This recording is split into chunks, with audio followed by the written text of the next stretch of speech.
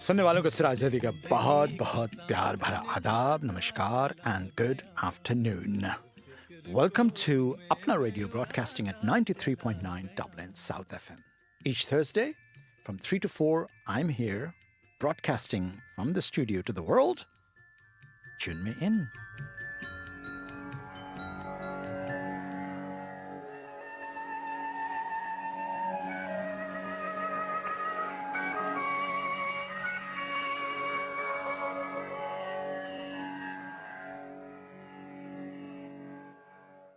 Siraj Zaidi ka बहुत प्यार भरा आदाब, नमस्कार, good afternoon, and you're very welcome to the program. You're listening to Apna Radio, broadcasting at 93.9 Dublin South FM. Like every week, I'm here until 4 o'clock, and another hour will fly by because the contents are so rich today.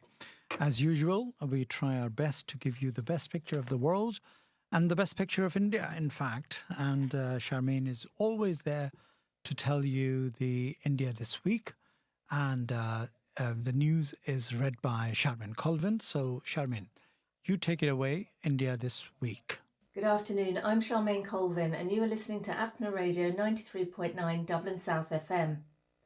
On India this week, complex investigations into one of India's most shocking and unusual aviation disasters are still ongoing, which claim the lives of all but one of the 242 passengers and crew members, as well as several others in the crash vicinity. The London-bound Air India Flight 171 crashed into a densely populated neighbourhood in Ahmedabad just 40 seconds after takeoff last Thursday.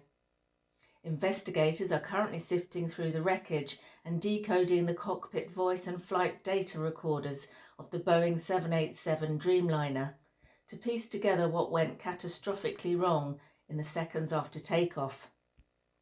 Investigators are probing a number of possibilities, including engine failure due to bird strikes, fuel contamination, flaps improperly extended, maintenance error during engine servicing, or possibly an inadvertent crew action which cut off fuel to both engines.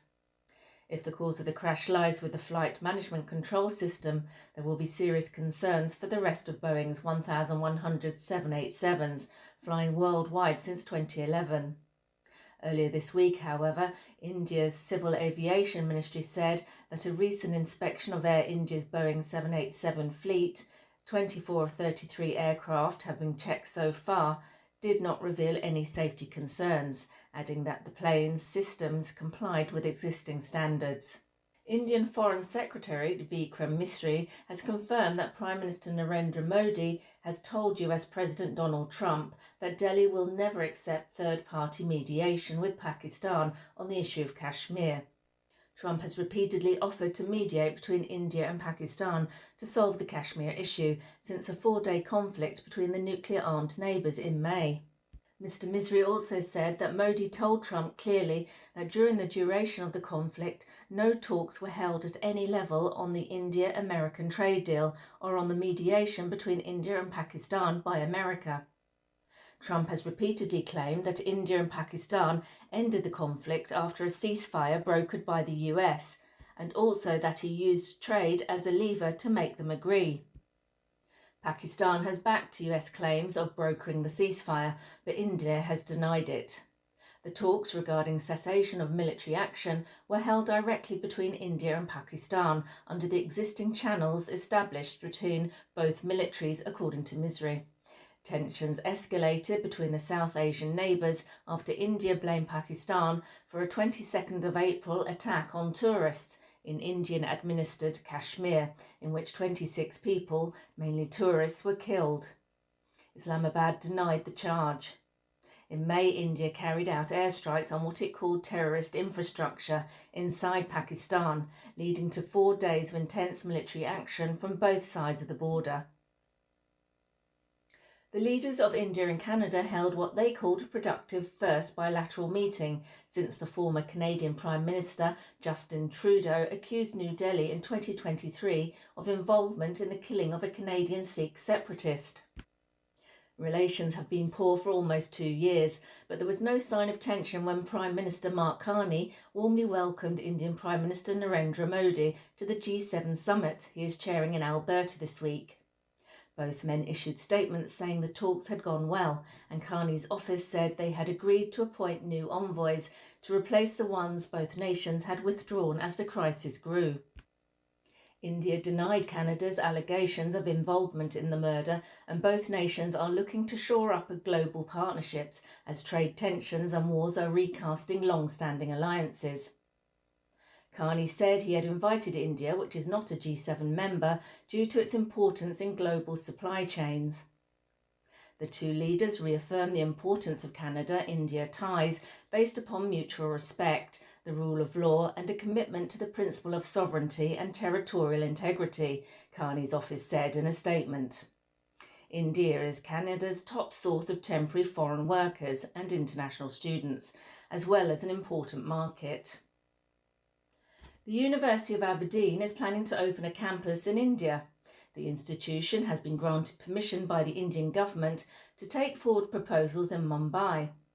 A business case will go before the university's governing court for consideration next month. The University of Strathclyde's Business School previously had an operation in India, but no longer has a presence. The new venture would initially offer courses in subjects including computing, data science, AI, business and economics. And finally, a young and untested Indian test side, led by debutant captain 𝐀𝐩𝐧𝐚 𝐑𝐚, begins its toughest examination yet this week in a 5-match series in England starting at Headingley. It marks the start of the 4th World Test Championship cycle and the first contest for the newly renamed Tendulkar-Anderson Trophy. England has never made a WTC final, while India reached the first two but lost to New Zealand in 2021 and Australia in 2023. So that's all on India this week. You have been listening to Apna Radio 93.9 Dublin South FM. Thank you very much indeed, Charmain, for a great news covering huge ground when it comes to the aircraft Air India wreckage and the crash of that plane, and also leading up to the points which, a really serious concern between the relationship between India and Canada. Obviously, the relationship between India and Canada has been frozen when Justin Trudeau actually were at odds with 𝐀𝐩𝐧𝐚 𝐑𝐚𝐽's murder. Some people claim that it was commissioned by the government of India, but that, of course, there's no evidence of that, and the government of India denied that, all that. But the relationship has been very strange. But now, with the new PM in Canada and with the G7 meeting recently, everything seems to be turning normal. Now, I am gung-ho about talking about the peace in the world, as usual. And rather than the peace, we are talking about war, actually. And what is the war and what is the peace? My effort has always been to promote peace against war, because war does not give any consolation, and it doesn't distribute sweets, and it doesn't give the flowers to each other. It devastates people, properties, infrastructure, and decimate the infrastructure and systems of each other's country. But now the war between Israel and Iran has entered into a full-fledged six-day war. Need to be examined, need to be seen very clearly, and not to mention the war in Ukraine. I'll come back to that Ukraine situation later on. But first thing first, I must actually inform you that where it all began. If you think about it, IAEA, International Atomic Energy Agency. This is the global. Well, of course, I'm going back to the beginning. And, if you really wants to get to the heart of the matter, you go to the beginning. That where it started, where unprovoked, Iran has been attacked. His nuclear plant has been attacked by the Israeli government and by the Israelis without a proof that Iran was building a nuclear bomb. Now, that is the topic that I would like to cover today in detail, that it has been proven by the International Atomic Energy chief Rafael Grossi. Rafael Grossi has confirmed that there is no evidence, and there was no evidence 2 weeks ago, that Iran was building a nuclear weapon program.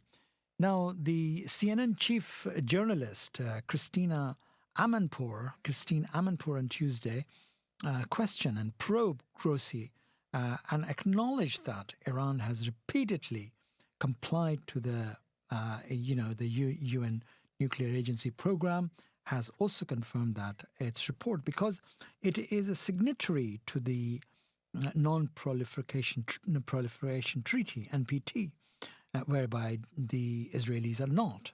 And this is something that we do not have any proof. And they said that systematically it's in Iran's effort to build a nuclear bomb and a nuclear ambition. So yes, their program was being peaceful purposes, for isotopes, for medical purposes, for electricity, and all that has been negotiated in JCPO.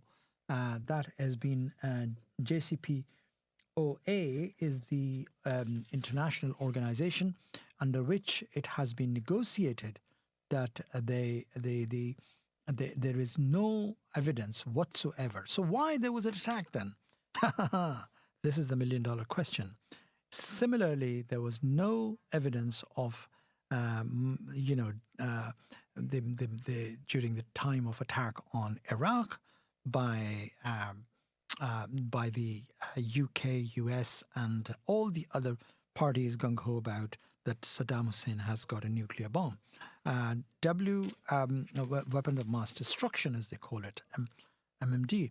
So I was actually at the time on News Talk 106 at night time when the next day, Iraq was being bombed on a false pretext, which has proved later on that it was a false pretext.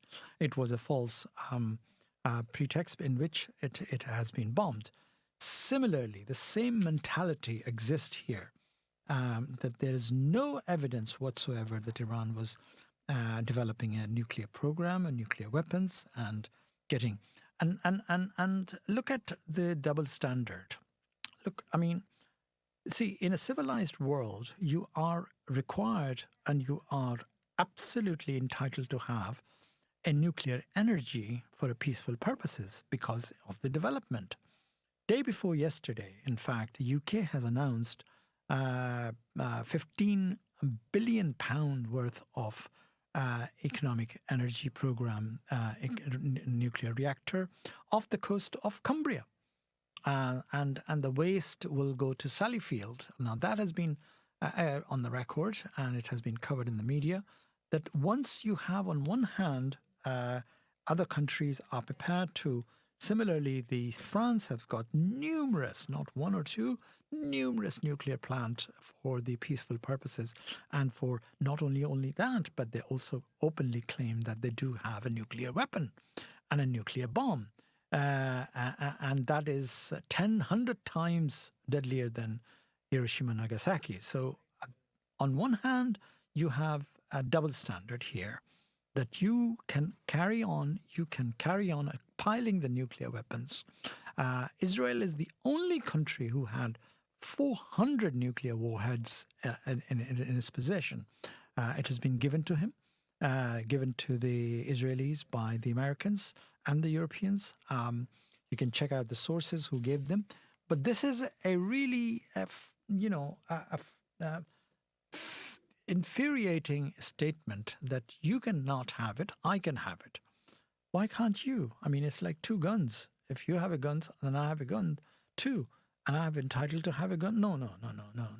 You're not entitled to have a gun. I have entitled to have a gun.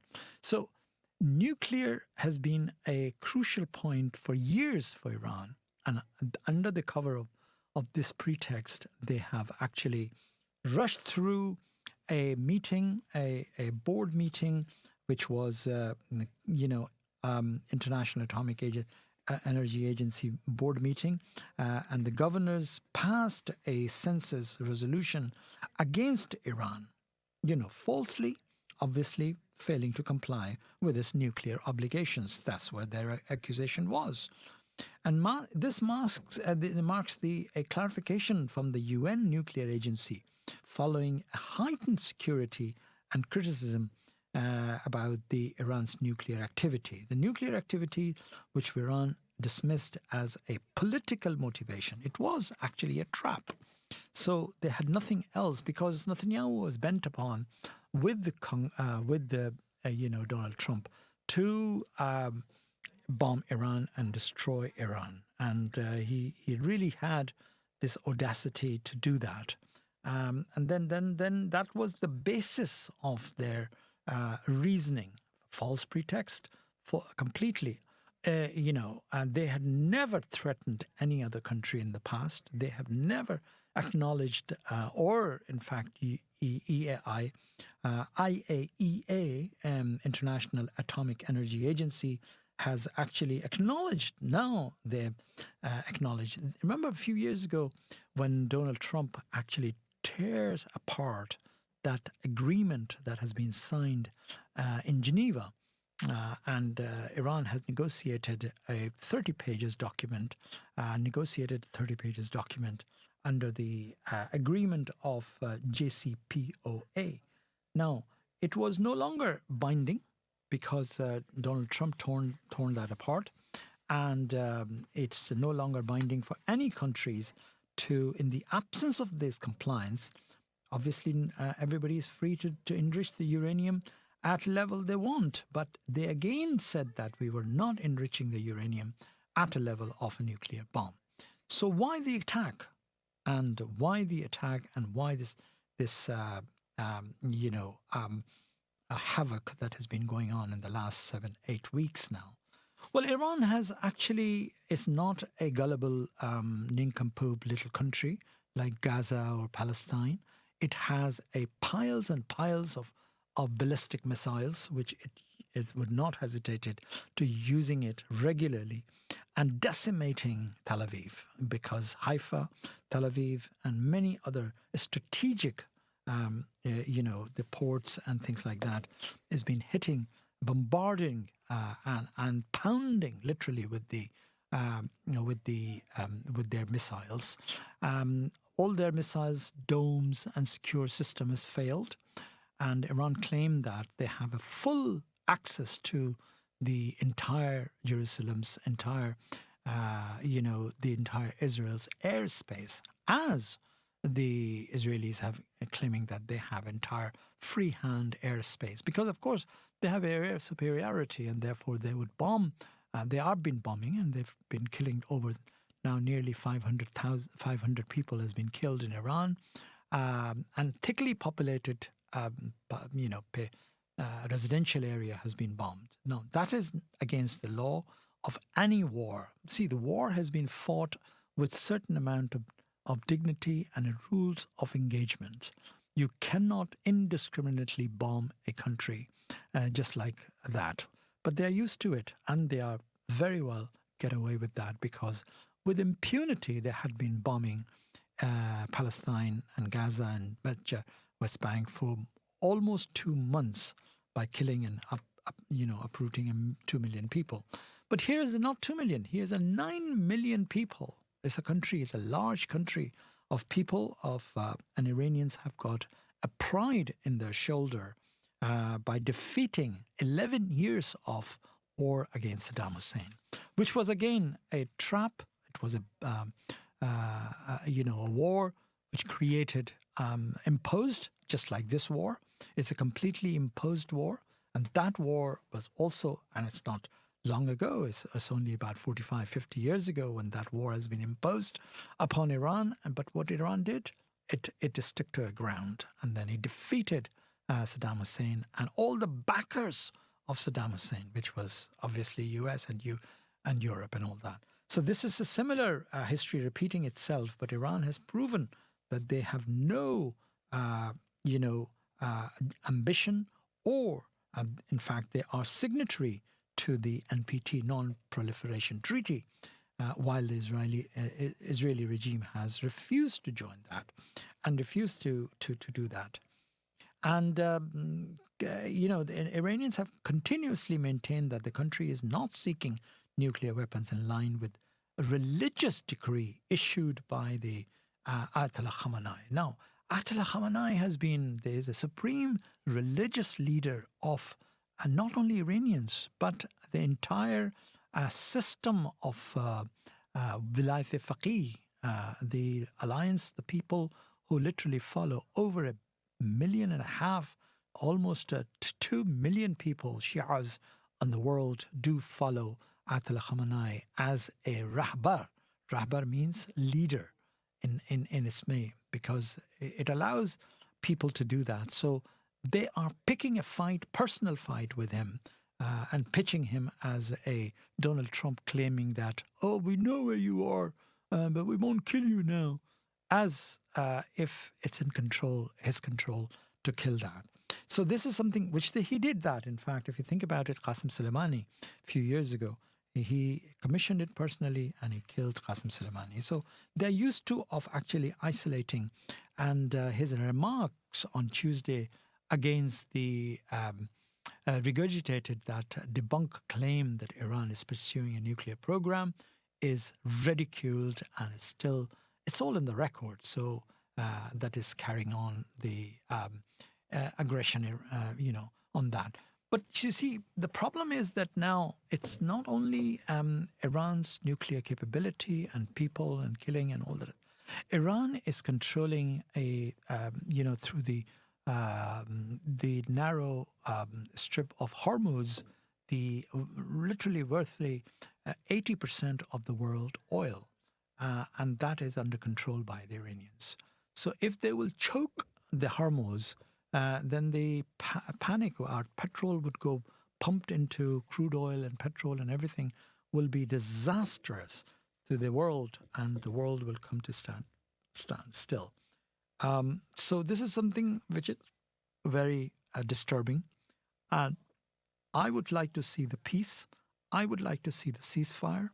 I would like to see that both countries would come to the senses, as Xi Jinping has attempted recently, the Chinese premier, to brokerage the peace process between the two countries and step back from the aggression.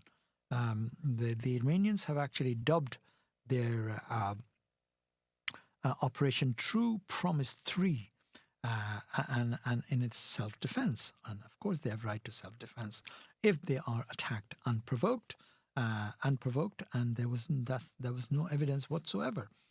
So 7 phases has been carried out, and they are inflicting heavy losses over the Israelis, and killed. I think they have killed equally number of people, 500 people, and indeed pounding various strategic ports of Haifa and Tel Aviv is the only capital that has been under attack. So they have also attacked a nuclear plant in Natanz.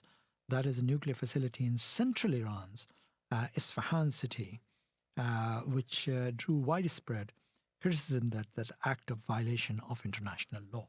So they are continuingly violating the international law, as they have no respect for international law.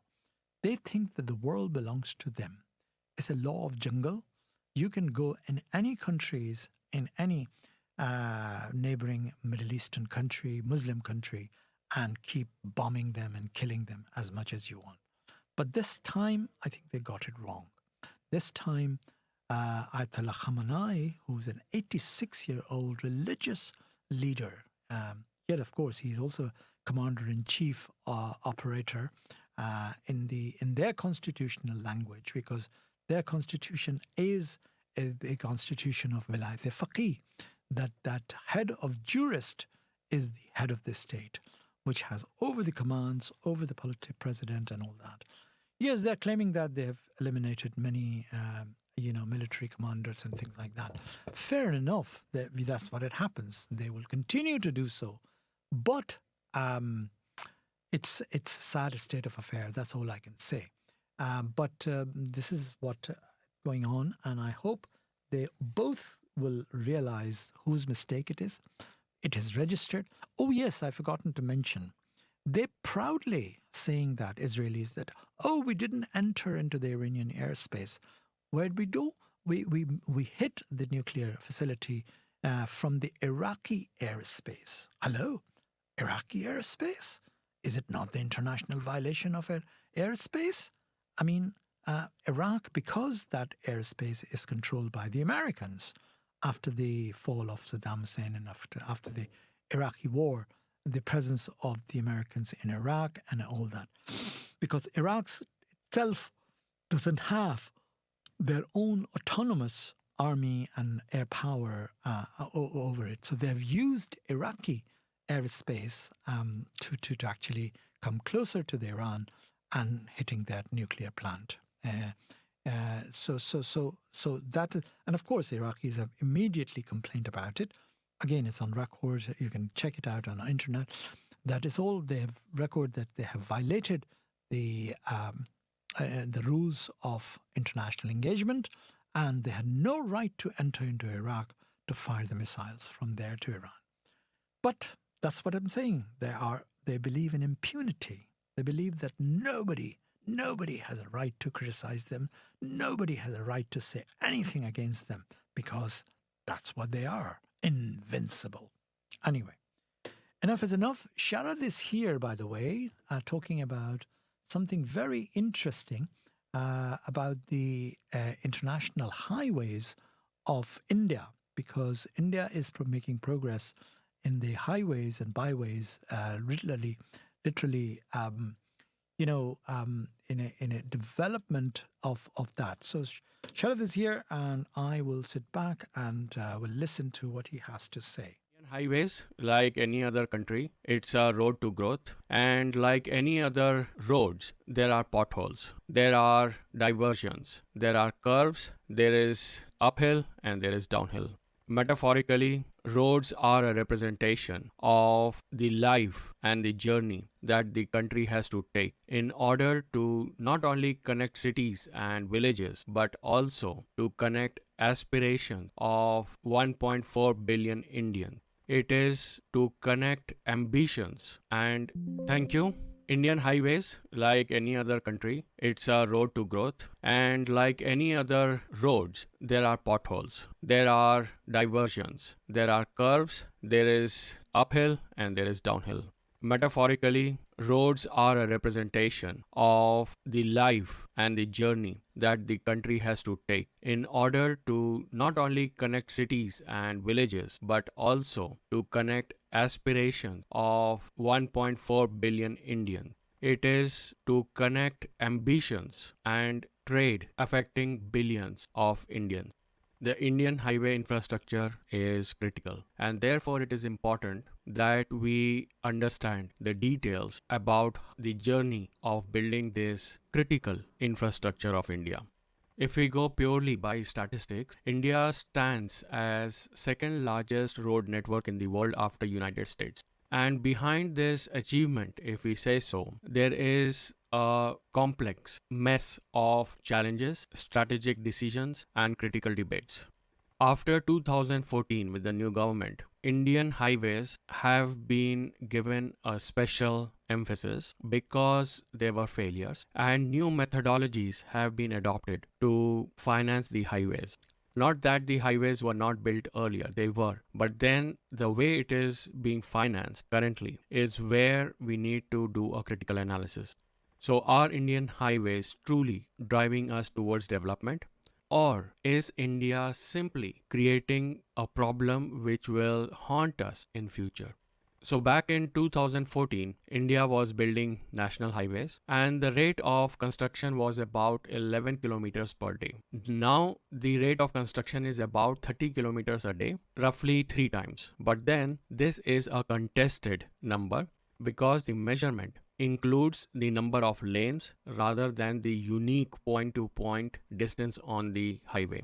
So what it means is, if there is a road which is one lane for 10 kilometers, now if the number of lanes have been doubled, it becomes 20 kilometers. So the physical distance between the 2 points remain the same, but just because the number of lanes have been increased, the national highway authorities are counting it as the length of newly constructed highway.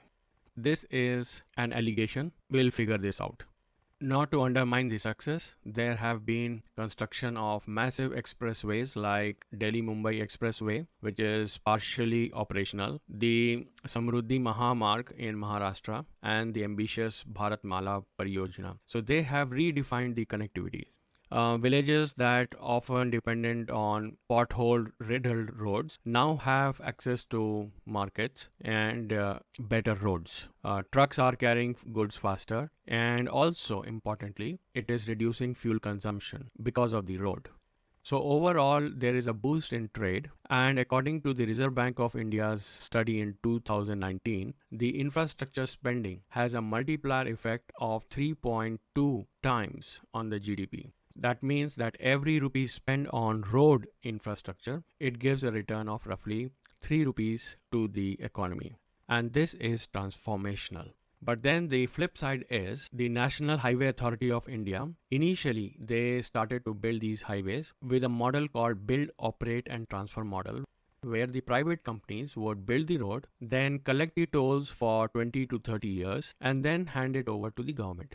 By this model, the highway authorities of India didn't have to spend anything. But then this model actually collapsed because the toll revenues fell short, the land acquisition took much longer than expected, and therefore the investors, mostly the banks, they were getting nervous. So the projects were getting abandoned and the private sector were pulling out. In that situation, the National Highway Authority of India had no choice but to step in and try to find out how to fund those roads directly. And they adopted a new model where they would pay the cost of the roads upfront and then lease out. I'm making it simpler, then to rent out those roads to the private players to collect the tolls. And that is where the foreign players, the foreign investors, the local investors of India, they have come into picture. But then there are serious issues which will surface after some time. In order to run this new model, the Highway Authority now, after 2014, started to borrow heavily, and over a period of 2 to 3 years, they borrowed nearly 15 times, with the debt standing at rupees 3.35 lakh crores, which is about $40 billion in today's value. Now, this 14 to 15-fold increase has made the matters worse. On the accounting side, what happened is that this borrowing, because National Highway Authority is an independent body, it was not showing in the central government's physical deficit. So in a way, it was a parallel accounting. And this got highlighted in 2019 by the 𝐀𝐩𝐧𝐚 of India. I would say this was a policy scam in a particular way. The central government books of accounts was kind of a window dressed accounts because it did not include the deficit of the National Highway Authority, and therefore it was showing a fiscal deficit of 3.4%, while in actual the central government's deficit should have been 5.8%. This disclosure and the debate took fairly long time, and that's where the finance ministry, after the 𝐀𝐩𝐧𝐚 report of 2019, made changes and stopped the borrowings by the highway authority. Thereafter, all the funding started through the finance ministry. Now the highway authorities realized that they are sitting on rupees 4 lakh crore worth of highway assets, which can be leased with toll rights to private players and get a deposit, get a lump sum now to build the roads. And this idea gave birth to something called Toll, Operate, Transfer Model, TOT. And for this, the National Highway Authority of India and the Government of India made another company called Infrastructure Investment Trust, which issued bonds and the rights of the roads to the private players to collect the toll. I'm trying to make it simple, therefore the financials might get lost in translation, so upfront apologies for that. So now what happens is, through the investment trust, the highway authorities went around the world to collect the funds for the road and leased out the road to Canadian Teachers Pension Fund, to Abu Dhabi Macquarie Fund, to IRB, which is the toll collecting agency, to Adani, and there is another trust which is called NIIF. So basically what's happening is there are investors of investors of investors in multiple layers who have bought the leasing rights, or rather who are leasing the Indian roads for next 20 to 30 years. In return, the government of India through national highway authorities have assured them minimum toll collection and also the increase in the toll rate, which is indexed at wholesale price index of India. If you look at the bigger picture, Indian roads may be owned by India, but for now, they do not belong to India. The other complication is that roads, not all roads, would give a toll, a return to the private investors as much as they want, because it depends on number of lanes of that highway. So some highways are 4-lane and some highways are 6-lane. Also, there are limitations of low traffic, rural areas, and seasons. Also, there were concerns of toll collection. So, in that space also, in that market segment also, we have players like Adani and IRB making a bid to have toll plazas and to collect the tolls. If you see, as of now, last year 2024, the government planned to monetize or planned to lease out 1400 kilometers of national highways, and it had hoped to raise about 40,000 crores.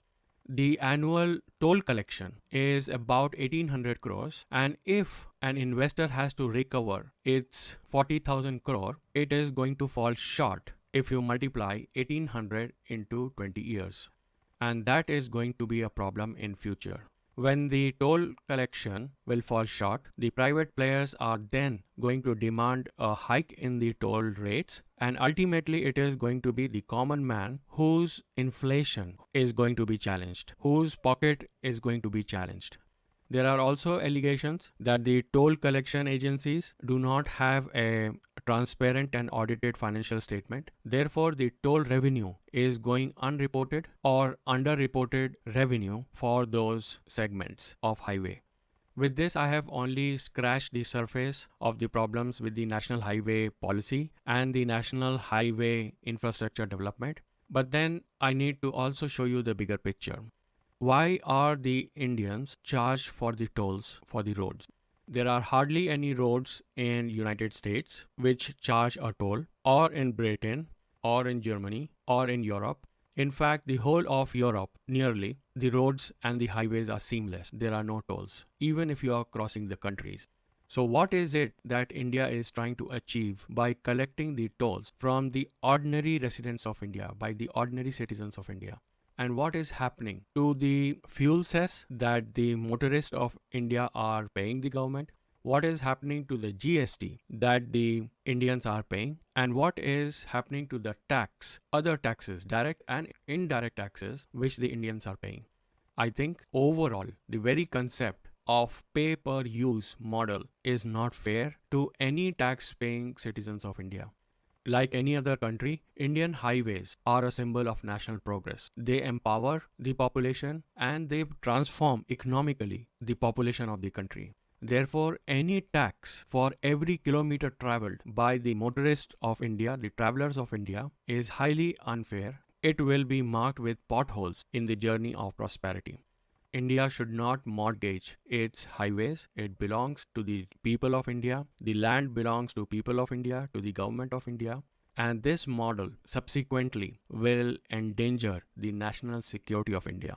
Why I am saying so? Because tomorrow these investors and their investors can have investors from our enemy countries, or can have investors from the countries that do not like the progress of India. So let not Indians fund those who do not like India. It would be an exploitation of the general public if we are taxing Indians for every kilometer they are going to travel. Not for today, but for next 20-30 years and beyond. I have tried to make it as simple as possible. There are more complications to it, and as they come, I'll try to come back to you. With those data and thoughts, I leave you until next week. Stay safe, stay informed, and dutifully ask questions. Bye for now. Dublin South FM. You wouldn't buy a car without knowing its history. So why would you buy a story without knowing who's telling it? Come here and I tell you. It's not always easy to verify what you see, read, or hear. But now there's help. Visit www.bemediasmart.ie. Stop, think, check. Be Media Smart. Brought to you by Media Literacy Ireland, supported by RTE. 93.9 Dublin South FM. Welcome back to the programme, and that is indeed 93.9 Dublin South FM. So what he has said makes sense about the toll, and of course, like anything else in India, it's a murky world of how to make money from the public, and that is the big question.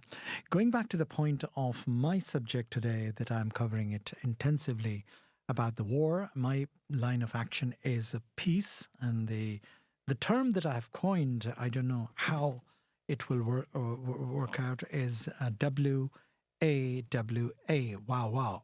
That is the world without war, World Without War Alliance. Because you got to come up with some sort of a structure, as like UN, United Nations, which have failed completely. Now a structure must be set up in different parts of the world rather than in the United States of America. But because world without war is something that is required. If you can create that organization, World Without War Alliance, that will stop war anywhere. Because you see, nobody is safe these days anywhere. I was shocked to see that continuously, 9 o'clock news, our own main news that I'm addicted to, of RT television, has actually covers, with some dignity. In fact, those sort of things are not even covered by the BBC in the UK. So the UK people are in dark. Day before yesterday, I think it's yesterday's news, Mr. Putin has actually did a massive attack on Kyiv, residential apartments. People were sleeping there, and an MP was being interviewed this morning, actually, on RT Radio 1, and she was saying that it was a terrorist attack like 9/11. 400 drones have been attacked on a complex building, multi-layered, multi-story complex building, a residential building, and these drones are hitting just like a 9/11 plane hit the Twin Tower. Now imagine that happening today after, many years of 9/11, and then 15 years, in fact, 20 years almost. And then still that is happening. So why are people and the nations are bent upon, if you have a complex issue with the other nation, do discuss it amicably, do discuss it with dialogue, do sort it out between Putin and Zelensky, if that is the case. Putin and Zelensky is playing games in that sense that he's actually taking, the world in his particularly Europe, and it's costing us 350 billion over the next 5 years. Europe, yes, indeed, and we are, of course, part of Europe. So it is our money as well that is going down the drain for the manufacturing of ballistic missiles, drones, and defense system. So this is complete illogically, that money has been poured into the war machines, rather than benefiting the common man. The development of the humanity, the development of the people is more important, and the infrastructure of the country than the actual war machine. So this is a mindless thing. The world without war Alliance is World Without War Alliance is my initiative that I'm talking to some intellectuals here, and we'll see that if this gets somewhere and if it gets off the ground, because we do have an organization called No War, but that they're doing absolutely no demonstrations on the streets. Two wars are being, at peak, the Russian and Ukrainian war, and now the Israeli and the Iranian war. So both of the wars are devastating its people. The people are fleeing like anything, just gathering anything in their cars, and they're running out of petrol or all that. And thousands and thousands and thousands of people are leaving Tehran, and Tehran has been under attack. So why? Because on a false pretext, that too on the false pretext that has been proven by International Atomic Energy that they were not building a nuclear, there were no threat to Israelis. And now recently, all the so-called Arab Alliance, in fact, the 57 countries, are spineless, I call it, because they don't have any kudos in the world's position.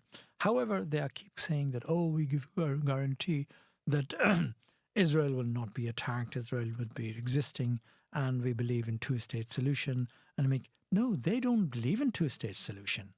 They want to eat it all. They have wiped out Gaza. Gaza is finished.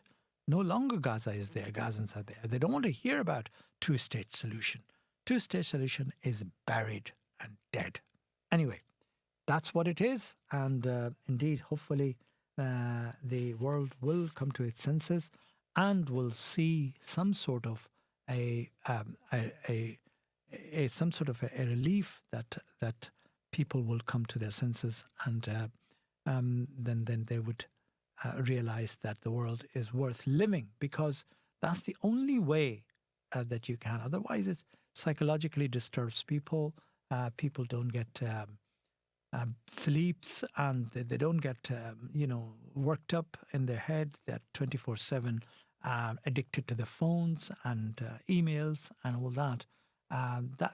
That's something that is very, very disturbing. Anyway, sit back and take a quick break, and I'll come back to it after that, talking about something more interesting, hopefully.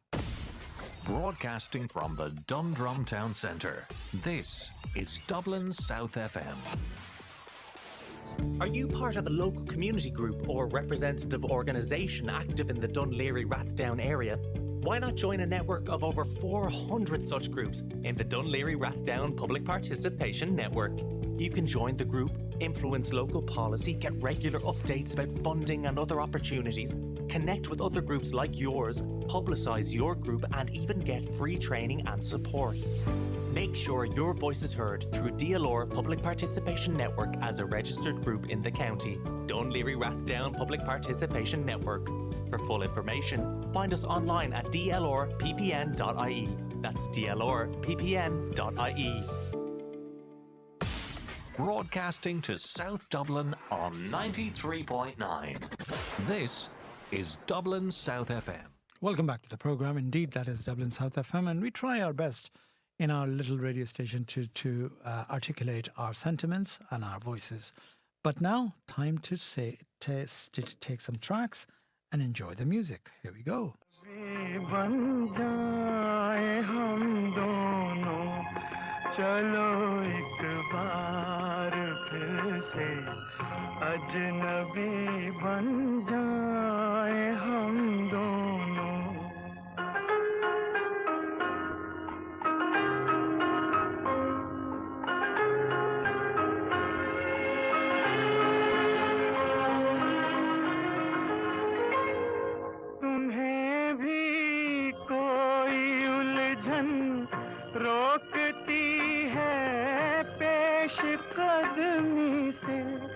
मुझे भी लोग कहते हैं कि ये जलवे पर आए हैं मेरे हमराह भी रुसवाइयाँ हैं मेरे माजी की मेरे हमराह भी रुसवाइयाँ हैं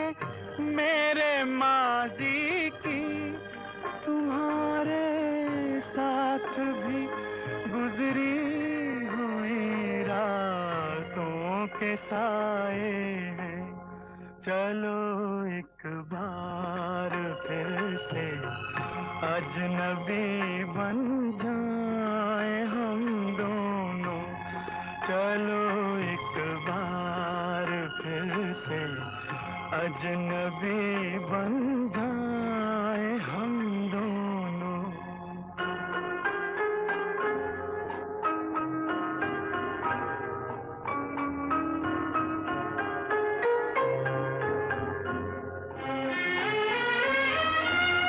तारुफ रोग हो जाए तो उसको भूलना बेहतर।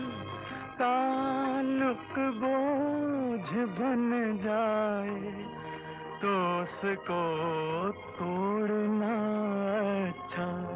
वो अफसाना जिसे अंजाम तक लाना न हो मुमकिन। वो अफसाना जिसे अंजाम तक लाना न हो मुमकिन। उसे एक खूबसूरत मोड़ देकर छोड़ना अच्छा। चलो एक बार फिर से अजनबी बन जाए हम दोनों। चलो एक बार फिर से अजनबी बन जाए हम दोनों। चलो एक बार। जी मेरे भाइयों, चलो एक बार अजनबी बन जाए हम दोनों. Beautiful song, and the beautiful song that I've also actually taken is तेरी आँखों के सिवा दुनिया में रखा क्या है. आँखें has been used, eyes, as a beautiful, the sign of beauty and all that. So sit back, relax, and enjoy.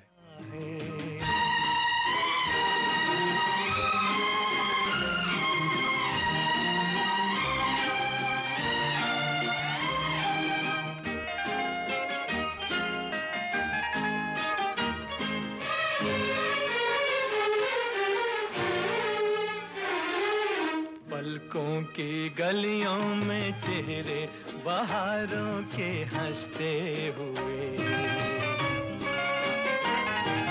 हैं मेरे ख्वाबों के क्या क्या नगर इनमें बसते हुए हो. पलकों की गलियों में चेहरे बहारों के हंसते हुए ये उठे सुबह चले ये झुके शाम ढले मेरा जीना मेरा मरना इन्हीं पलकों के तले तेरी आँखों के सिवा दुनिया में रखा क्या है.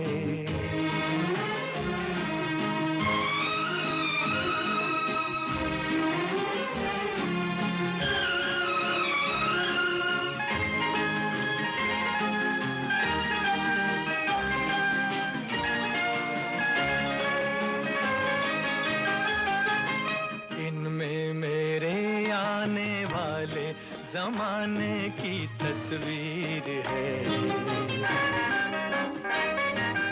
चाहत के काजल से लिखी हुई मेरी तकदीर है.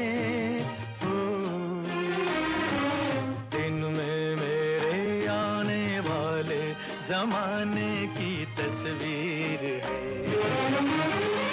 ये उठे सुबह चले शाम ढले मेरा जीना मेरा मरना इन्हीं पलकों के तले तेरी आँखों के सिवा दुनिया में रखा क्या है. ये उठे सुबह चले ये झुके शाम ढले मेरा जीना मेरा मरना इन्हीं पलकों के तले तेरी आंखों के सिवा दुनिया में रखा क्या है तेरी आंखों के सिवा दुनिया में रखा जी मेरे भाइयों आँखें the eyes are been personified when it comes to the lover and all that. And the third track that I would like to play today, रंग और नूर की बरसात किसे पेश करूं क्या क्या गाना है beautiful song that's also Rafi Saab and and it's been picturized on Mr. Sunil Dutt himself. Beautiful song. So sit back, relax and enjoy this particular track, and with this track I must say goodbye to you because only about 3-4 minutes left in the program and I must say goodbye to you. So thank you very much for listening. Thank you, Richard. Thank you, Lee. Thank you, everybody who put together this program with me. And of course, how can I forget Charmain and Sharad Awasthi in London. So once again, one week old we are now, and we are counting our lives week by week, and we are getting older every week. Anyway, enjoy the last track, and see you next week, same time, same place. Don't forget to tune me in.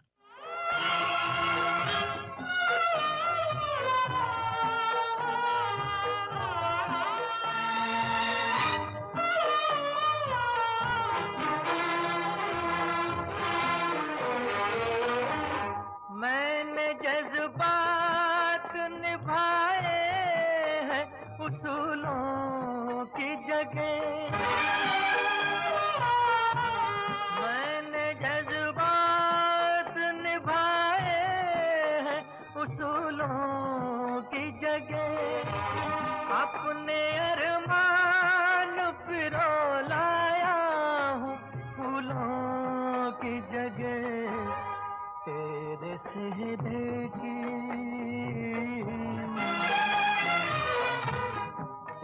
सेहरे की ये सौगात किसे पेश करूं ये मुरादों की हंसी रात किसे पेश करूं किसे पेश करूं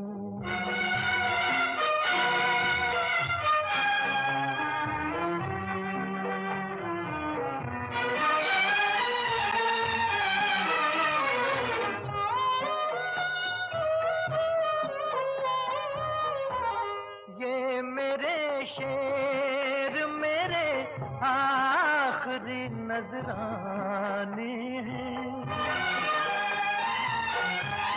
ये मेरे शेर मेरे आखिरी नजराने हैं मैं उन अपनों में हूँ जो आज से बेगाने हैं ताल्लुक सी मुलाकात किसे पेश करूं